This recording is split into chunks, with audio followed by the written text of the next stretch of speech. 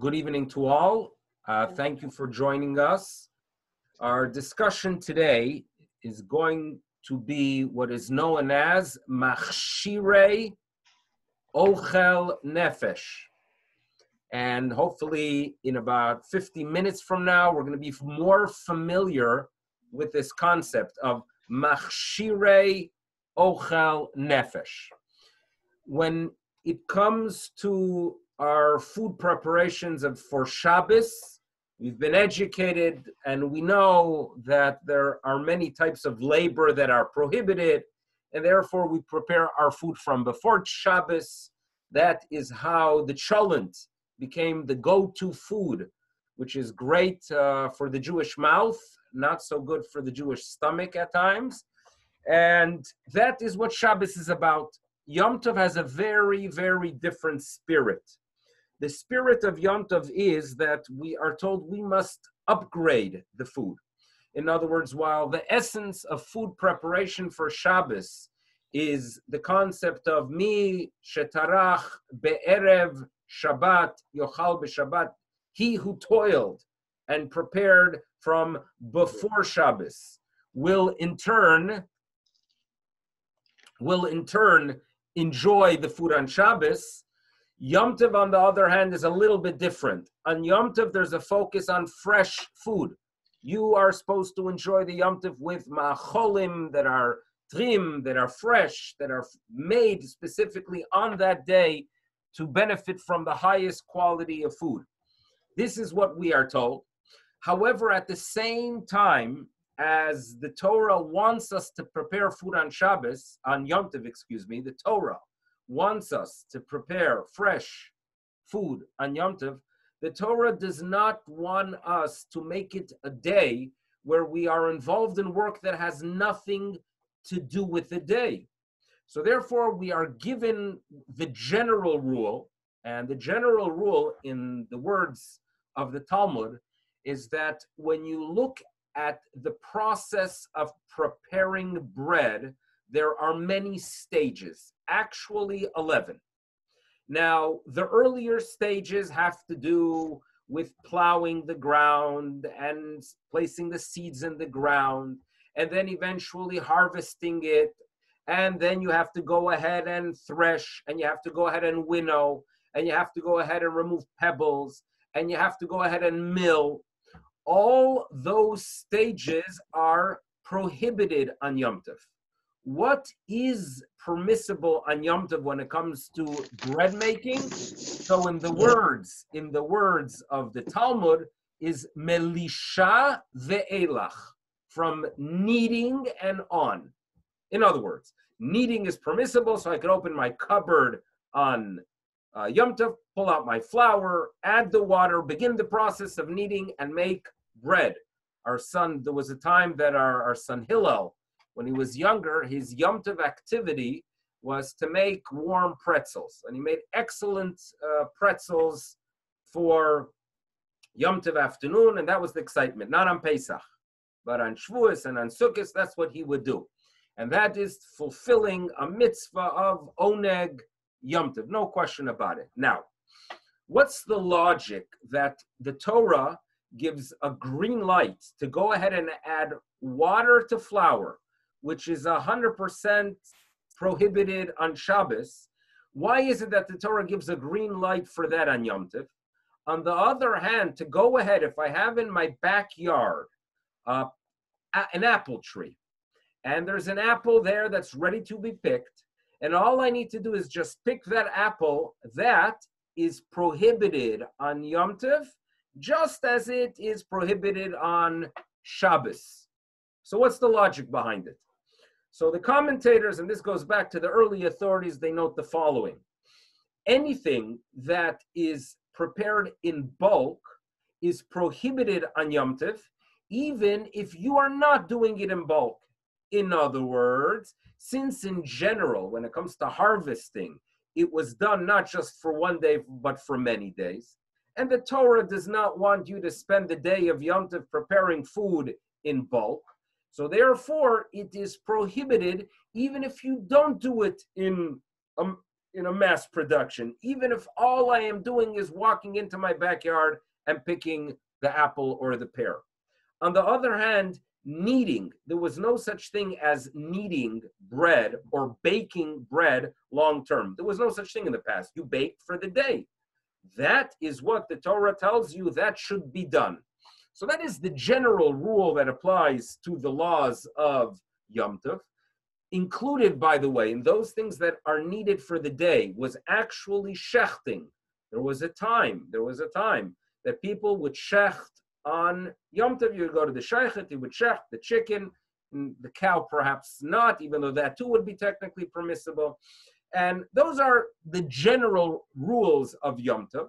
Obviously, there is a level of complexity when it comes to the specifics, because, for example, grinding my spices at home is considered tochen, right? Milling flour is an earlier stage. So logically speaking, milling or grinding should be prohibited on Yom Tov. Nevertheless, we are told that it is permissible to take spices, put it in the mortar and pestle, and crush your spices. That's what we are told. The Talmud tells us is permissible. Now, at the same time, the Talmud tells us that to use a pepper mill, that should be avoided. And there are different explanations as to why is it one yes, one not. But just to know that there are many specific details, this is not our discussion today. Our discussion today relates to a modern day debate, which started about, I would say, perhaps 15 years ago, maybe 20 years ago, that relates to what's known as the Shabbos mode on your ovens. There's something called the Shabbos mode, where on Shabbos it serves with some benefits. The majority of the benefits of having your Shabbos mode, I don't know if it's the majority, but a significant benefit of having what's known as the Shabbat mode is the fact that, according to some, it is permissible to adjust the temperature on a Chag, on Yom Tov. So therefore, if comes Yom Tov and your oven's on 170 and you want to go ahead and heat up food at 350, you could go ahead and push the button 6 times and you know that you've elevated to 350 and bingo, Shabbat mode works for Yom Tov. Now, we all know that we do not go ahead and turn on electricity on Yom Tov, just as we don't on Shabbat, right? People don't go ahead and plug in their fans, right? Or go ahead and turn on their air conditioners or their heater in general on Yom Tov. So why is it permissible, or how exactly does this Shabbat mode function? How does this Shabbat mode function? So that's what we're going to study today. And we're going to also talk a little bit about the big dispute that occurred between two great North American halachic authorities, well-respected halachic authorities in North America. And one of them is going to be Rabbi Moshe Heinemann, who lives in Baltimore, Maryland. He is the rabbi of the Aguda there, but he is also the posek and quite actively involved with the Star K Kosher Certification Agency. Rabbi Heinemann is a well-respected Torah scholar. He's accessible, and he is the one that gave the psak, which gave the green light for the Shabbat mode. Again, that on Yom Tov it is permissible to adjust the temperature, even though in general we don't use electricity. And the other halachic authority we're going to be addressing is the rabbi who disagreed with Rabbi Heinemann and wrote a lengthy responsa where he disagrees and believes that it's a mistake to allow the Shabbat mode for Yom Tov. And his name is Rabbi Shlomo Miller, who lives in Toronto, Canada. And he wrote, and his tshuva is one that is accepted. You could get it online. We're not going to go through all of the literature. There are two main points that Rabbi Heinemann uses to allow the Shabbat mode on Yom Tov. One of them is that there's something called grama. In other words, you on Shabbat are not allowed to go ahead and do what's known as a melacha, one of the prohibited works or types of work. On the other hand, if it occurs indirectly, that's not a Torah prohibition, but it's a rabbinic prohibition. On Yom Tov, on the other hand, grama is not an issue. The poskim say that on Yom Tov, grama, meaning where there is something that is taking place which you cannot do directly, but when it occurs indirectly, there is no issue. And the perfect example would be using hot water from your hot water tank, in other words, by turning on the hot water faucet on Yom Tov. That in general is not done on Shabbat. On Yom Tov, it's permissible. Now, even though by turning on my hot water, what's going to happen is that eventually cold water is going to go into the boiler, and the thermostat is going to pick up that it's cold and thus ignite a fire, the gas, which is something that we would not do directly. However, due to the fact that that is occurring indirectly, that is called a grama, and it is permissible on Yom Tov. So now that's piece of information number one you need to have, that we're dealing with a grama. And now Rav Heinemann worked out a system that when you press the button on your Shabbat mode, and you're doing it on Yom Tov, okay, and I'm mentioning this over and over again that we shouldn't confuse the two. It is a specific leniency that applies to Yom Tov. So Rav Heinemann, obviously was guided or worked together with technicians and people that have an expertise with how computers work, because nowadays everything is computerized. When you push the button, nothing occurs. Absolutely nothing occurs. The only thing that is taking place is that there's a computer chip that records the amount of time you pushed it, but it's not indicated and it is not displayed and no action occurs. Within a few seconds, there's a random reading of that chip that has that information. And one of those random readings, when it picks up that there was an adjustment, then it dictates to the oven to go ahead and turn on and to switch from 170 to 350. So this is what Rav Heinemann took into consideration. Number one, it's a grama, meaning it's not a direct action. You are recording it onto a device, and afterwards, it's a secondary reading that determines to make the adjustment. That is not called a direct action, but it's called an indirect action. But number two, what Rav Heinemann is telling us is the following, that even though in the computer itself, it has been recorded that there was an adjustment, meaning when I pushed a button 7 times, there is something that's recording the fact that I pressed a button 7 times. So it says Rav Heinemann, and if you have the printout, you could see the underlined section. And he says the following, Eino nikra melacha. Rav Heinemann notes that it's not considered a melacha, one of the prohibited acts on Yom Tov, ela imken, unless yecholim lehargish hadavar, it is something that the human could sense, al yedei chushim, by one of your senses, shenatan lo anu HaKadosh Baruch Hu sheyesh kan ishtanut. In other words, you have to have the ability to sense. Meaning, when is it a melacha? If I write on the wall and I see the writing, so one of my senses, my eye, notices an adjustment, that's a melacha. If I go ahead and turn on an oven and I see that the fire is increasing or the display changes, that is something that one of my chushim, that one of my senses recognizes there's an adjustment. If something is recorded into a chip in a computer and I don't notice it, and it doesn't have an impact, and actually afterwards only it is read by this random computer reading, so then in such a case, we are not dealing with a melacha. Rabbi Miller disagrees. And according to Rabbi Miller, one should not be using, and this leniency does not apply. And he writes a lengthy tshuva, where in the first part he notes that this whole idea of calling it grama is problematic, because Rabbi Miller claims that grama is only if something occurs where I don't have the intention it should be. In other words, I turn on the hot water faucet on Yom Tov. What's my goal? I want hot water to wash the dishes or wash my hands. Fine.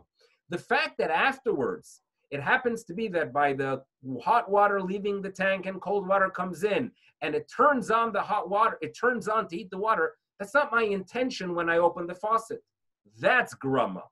But here, if I push a button, and my intention is that within 5, 10, 15 seconds, the oven should turn on, that's not a grama. That's not something that's indirect. I have intention that that should occur. That's point number one that Rabbi Miller makes. Point number two, he says the following, that you should know that this concept that Rab Heinemann introduced, that anything that's not noticeable to the human eye, anything that's not noticeable by our senses, is not considered a malacha. Rabbi Miller says that's very problematic. Why?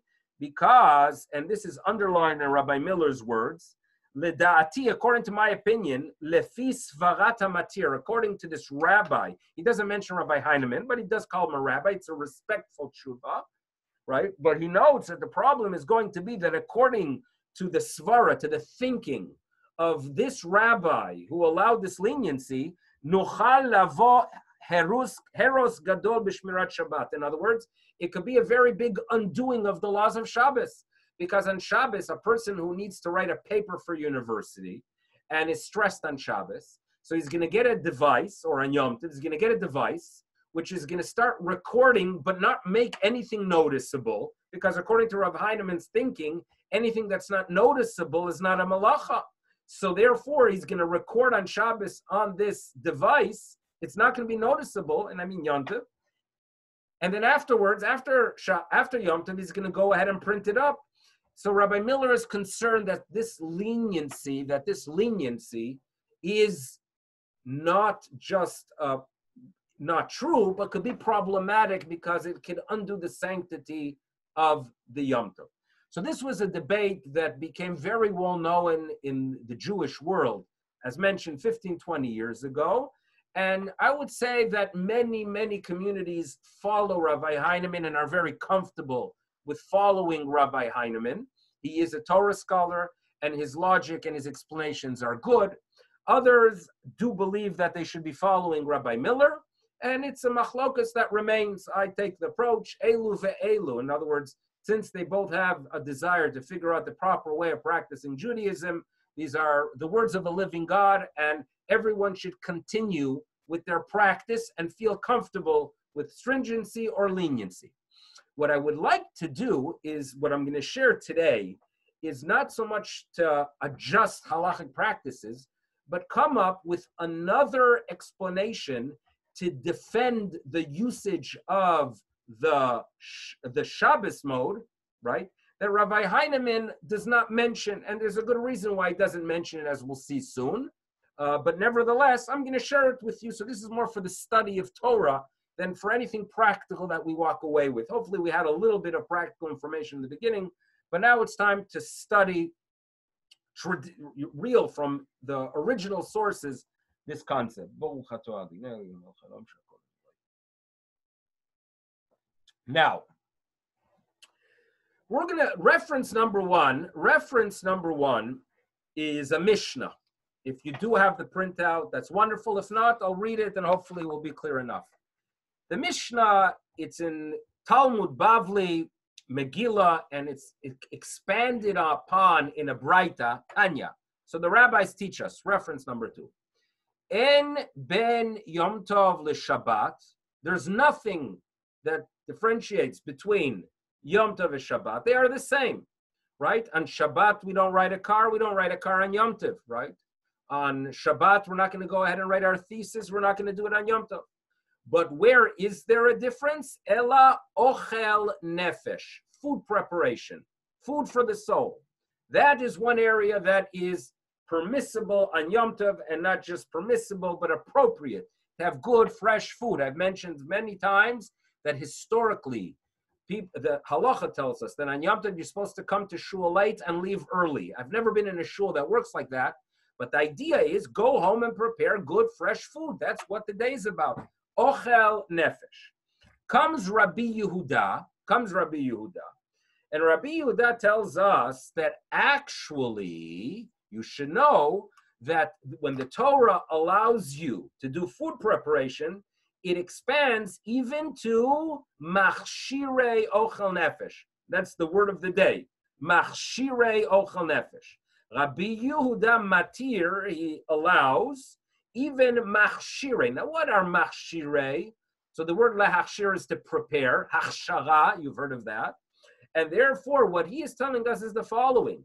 Not just Ochel Nefesh itself is permissible, but even something that's preliminary to Ochel Nefesh. For example, as we'll see, I have a knife.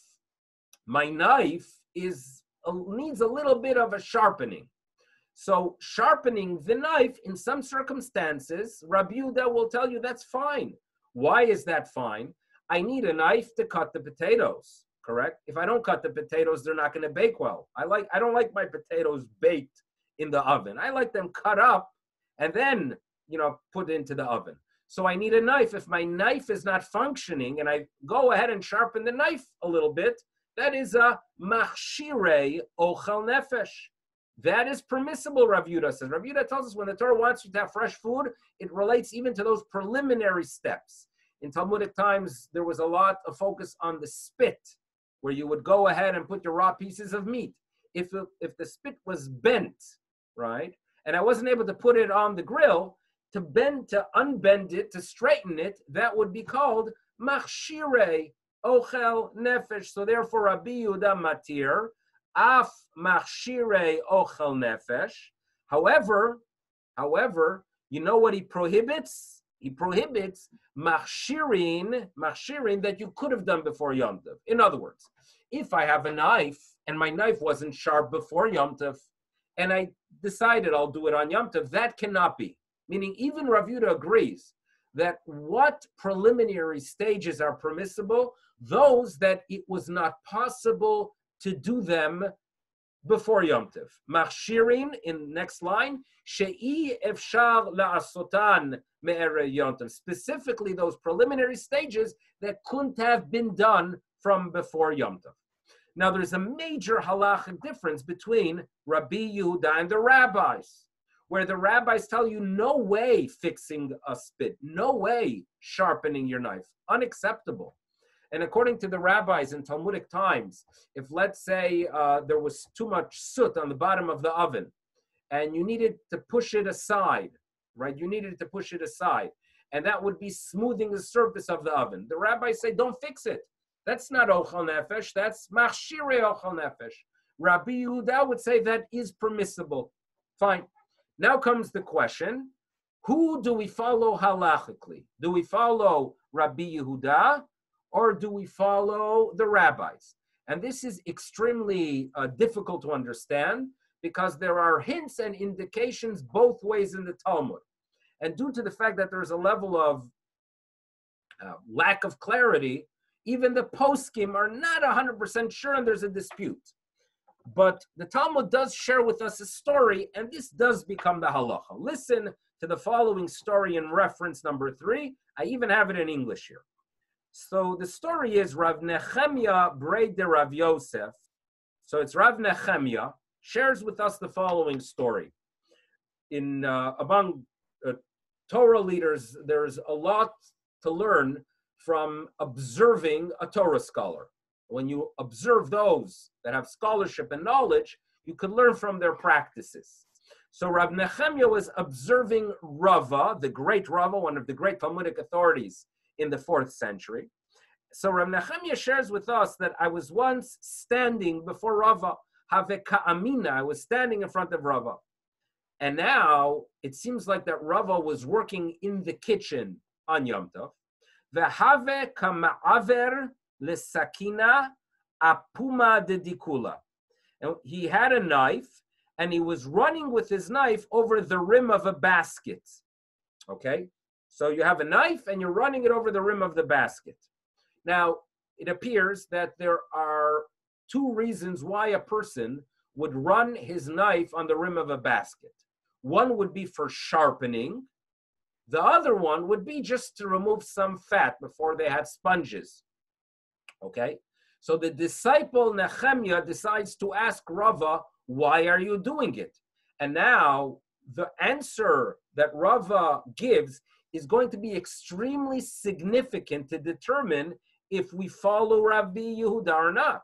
Because if Rava was doing it to go ahead and sharpen it, that's an indication that this great authority follows Rabbi Yehuda, that even preliminary stages of preparation are permissible on Yom Tov, and that's a great leniency.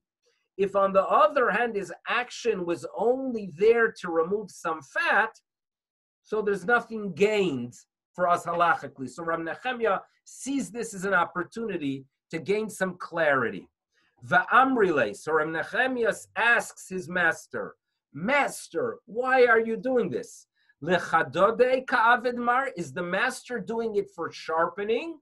Or perhaps the master is only leha'avir shamnunit, maybe you're only trying to remove the fat. So the master responds, Ve'amar li, Rabba says, leha'avir shamnunite, I was doing it because I was trying to remove the fat.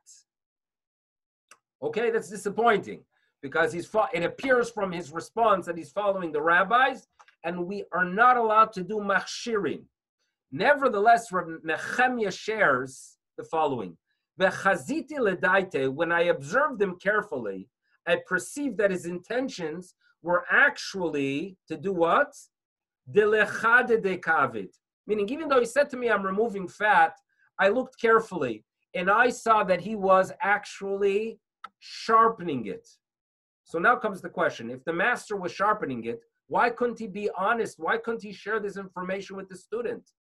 So the Talmud answers, V'kasavar, Rava was of the opinion, and here we are introduced to something that doesn't appear too frequently in Jewish law, but when it does, it's interesting. It's known as a halacha. It is the halacha, but ein morin ken. It is indeed the proper halacha, but it's not something that we rule in public. In other words, what we are being told, that Rava actually was sharpening his knife on the basket. But he felt that this is something that if you publicize, it's going to create a problem. And we'll see soon why it could create a problem. Due to this concern that if we publicize, that we follow Rabbi Yehuda, due to the fact that there's a concern that if we publicize that Machshirei, Ochel, Nefesh are permissible, others are going to take it beyond its allowed parameters. Therefore, he told the student, I was only removing fat. I'm not going to say he lied, by the way, because he probably was also removing fat. But he tried to conceal part of the information because he was concerned that it will be misused. And therefore, it's labeled as a halacha ve'en morin ken.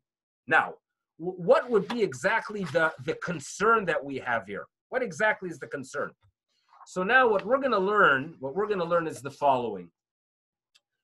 I learned a lot about knife sharpening from studying Talmud. What I learned was that in the past, there were different types of sharpening. There was what was known as a long-term sharpening, something that you would do once every few weeks or months. For example, sometimes I think you still have those trucks that drive by with bells, and they go ahead and you bring out your knives and they sharpen them. That would be considered a long-term sharpening. And then there is what's known as short-term sharpening, where you run it over the rim of a basket or over a piece of wood. What I learned from Talmudic sources is the following, that sharpening with a stone is like making a new vessel. Like just as to make a new knife, we all agree. Even Rabbi Yehuda agrees that it is prohibited. So too, sharpening a knife on a stone is comparable to making a new knife. That even Rabbi Yehuda would not allow, and we'll see soon why.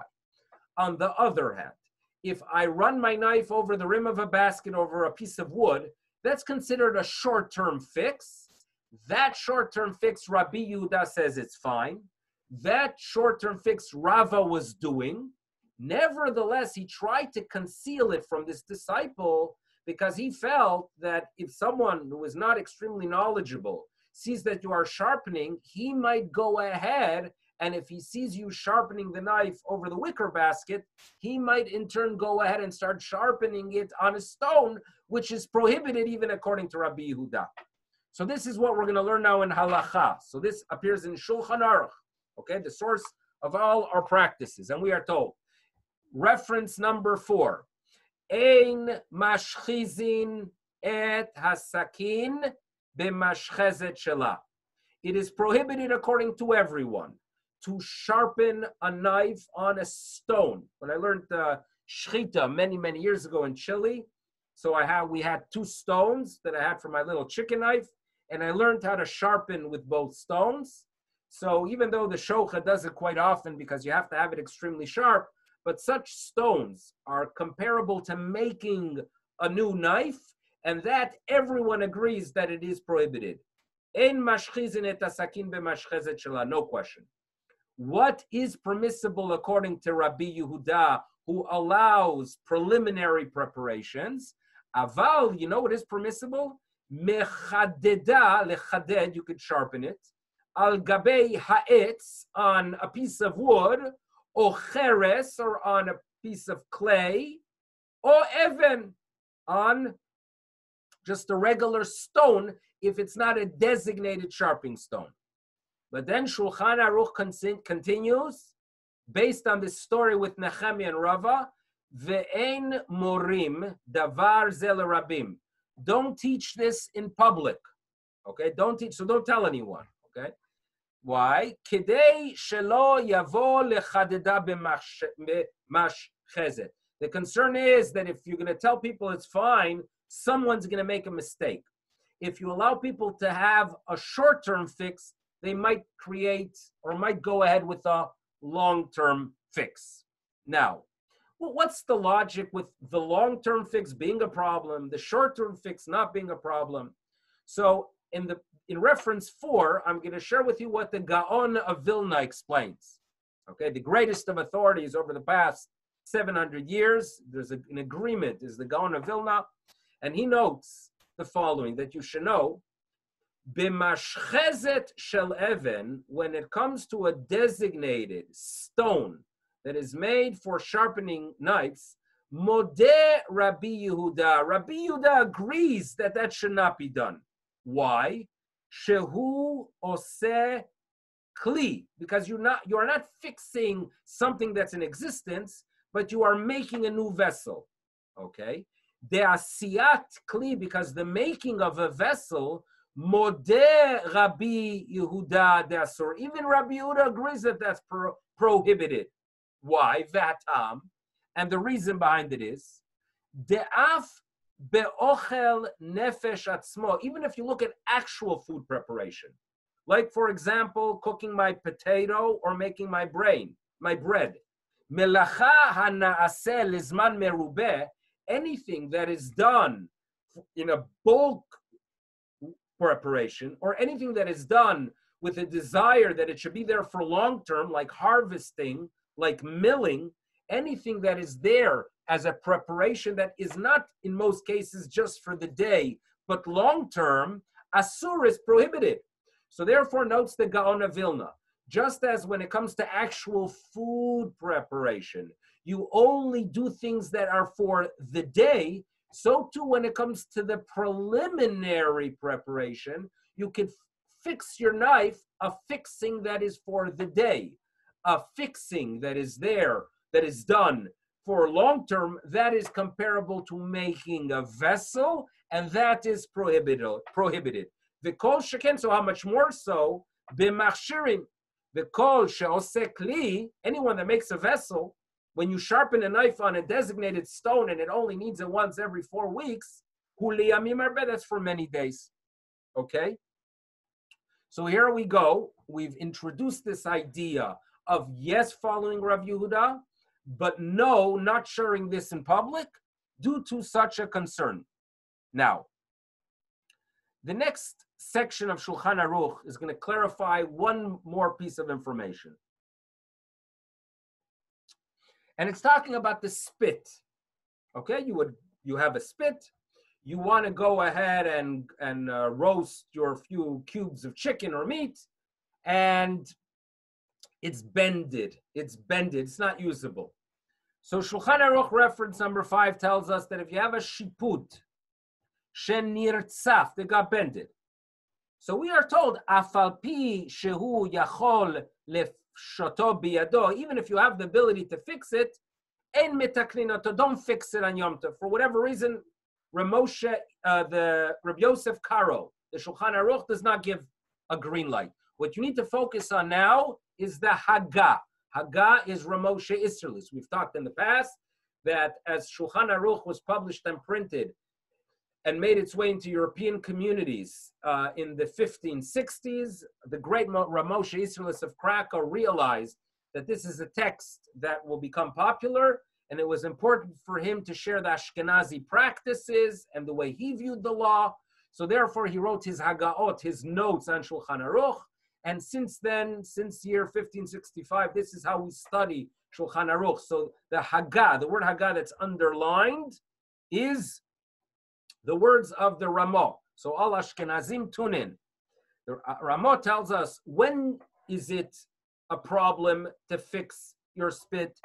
Dafka specifically, sheyuchal litzlot bo, that you could use it belotikun. In other words, if I have a spit and it's slightly bent and I could still use it, don't rely on Rav Yehuda. Don't do the preliminary act if you can manage without it.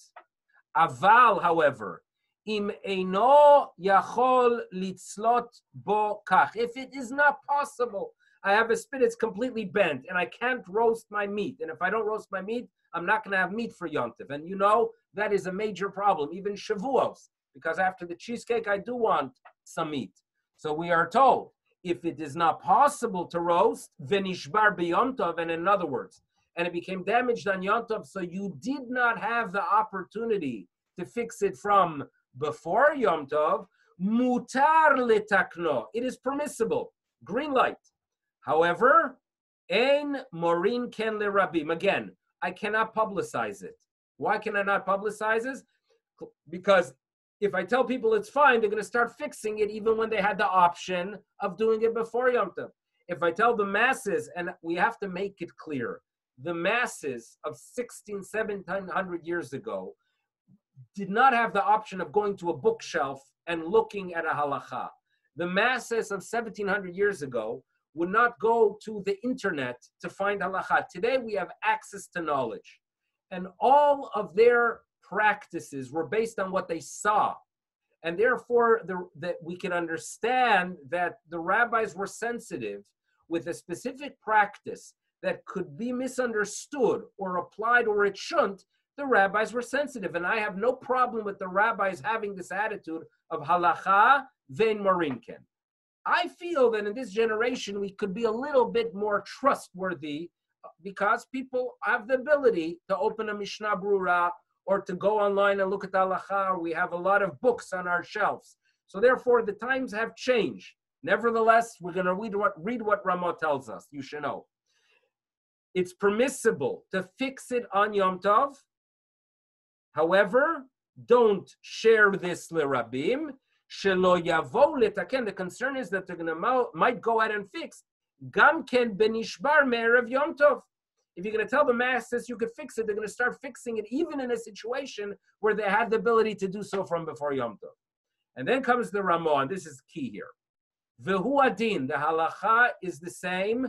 Lekol machshirin, anything that is preliminary, that you couldn't have done it before Yom Tov, she'i efshar לעשות מערב Yom Tov, anything that is preliminary and you couldn't do before Yom Tov, that is fine, but just don't tell the masses. So now I'm going to share with you a thought, which, again, I don't want anyone to change their practices. Going back to the Shabbat mode oven on Yom Tov, where many good Jews rely on Rav Heinemann to push buttons because they will follow Rav Heinemann's thinking, then since you don't see any adjustments with your chushim, with your senses, there's no issue. Many good Jews follow Reb Shlomo Miller, especially if they live, south of Lawrence. Probably it's a nice practice to do if they interact, and they consider him his Rebbe, because Reb Shlomo Miller says, what do you mean? A device is recording information. You shouldn't be making an adjustment on Yom Tov. So what I'm going to argue is the following. When you go ahead and adjust an oven on Yom Tov, okay, that is Machshirei, Ochel, Nefesh. It's preliminary, right? In other words, I'm not eating the oven, but when I adjust it to 350, it is no different than sharpening a knife. It is no different than fixing the spit. Now, however, when it comes to preliminary preparations, we are told that if you can manage without it, don't do it. Well, I can't heat up my food when the oven's at 170. It's not hot. We are also told that you are not allowed to do something which makes it, which fixes it for long term. And therefore, you are not allowed to sharpen your knife on a stone that's designated for sharpening knives. Well, when I adjust my oven to 350, that's not making a new oven. That is short term. My oven's going to be on 350.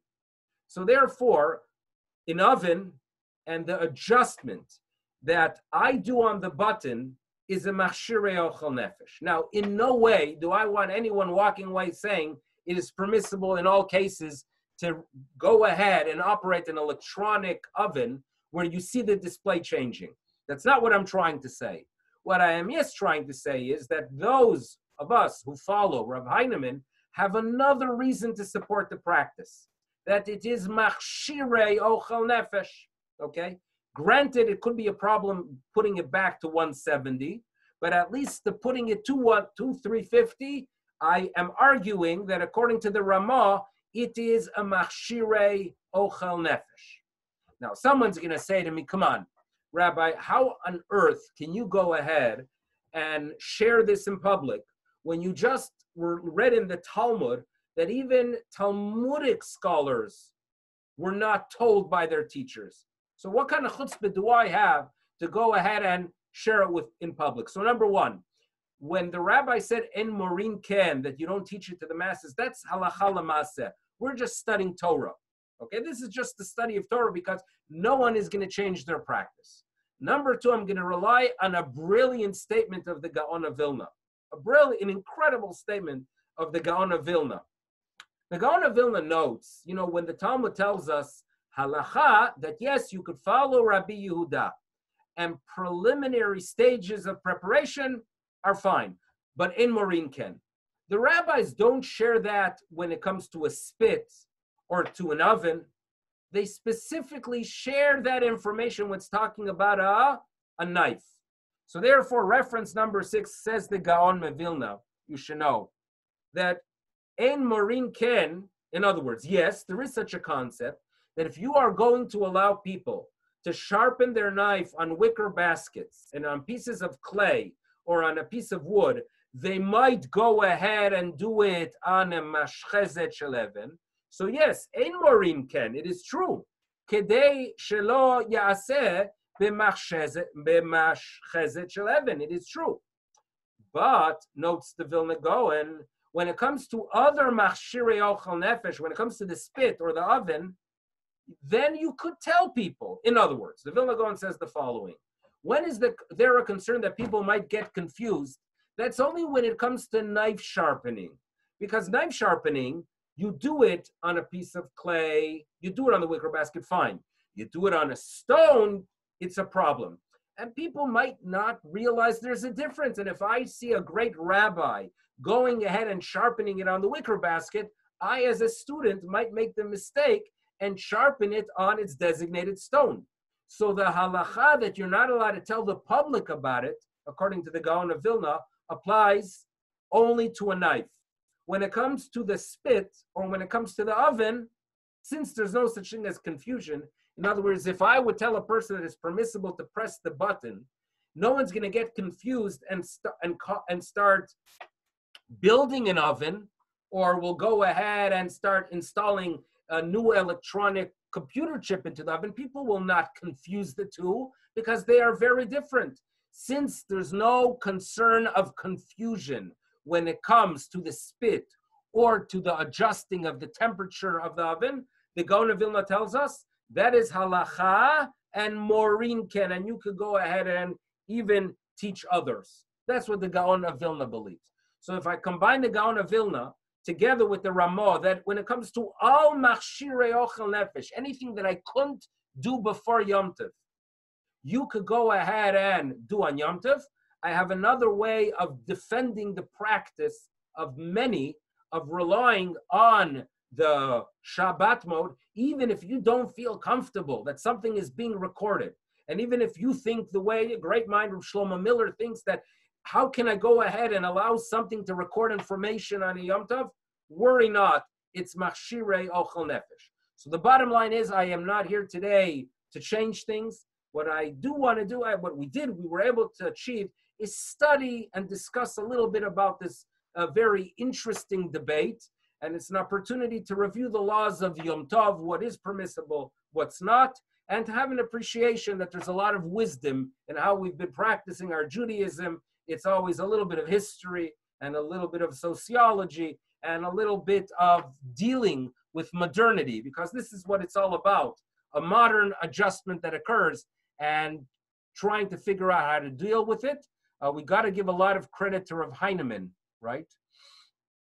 Okay, so I'm going to read an email, not an email, a question that was sent here. According to Rav Shlomo Miller, it would seem that all the work that Somet Institute does, right, to allow devices like wheelchairs to be used on Shabbat Yom Tov would be disallowed, as the intention of the user is to use grama, and which is a melacha, which makes it permissible. So this is a very good question by Josh. What is Josh asking? Wait a second, Rabbi Miller.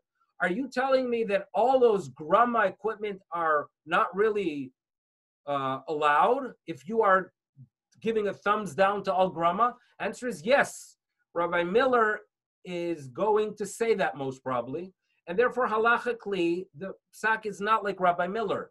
Because Rav Shlomo Zalman Auerbach, who was the posek for the Jewish world, gave a green light for all the grama. And therefore, although Rabbi Miller wouldn't, I would tell you with confidence that minhag ha'olam, the custom is not to take that piece of information into consideration.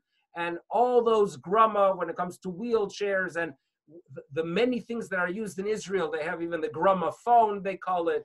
All those grama, meaning indirect equipment that was designated to function in an indirect way, are okay, because Rav Shlomo Zalman Auerbach said they are okay.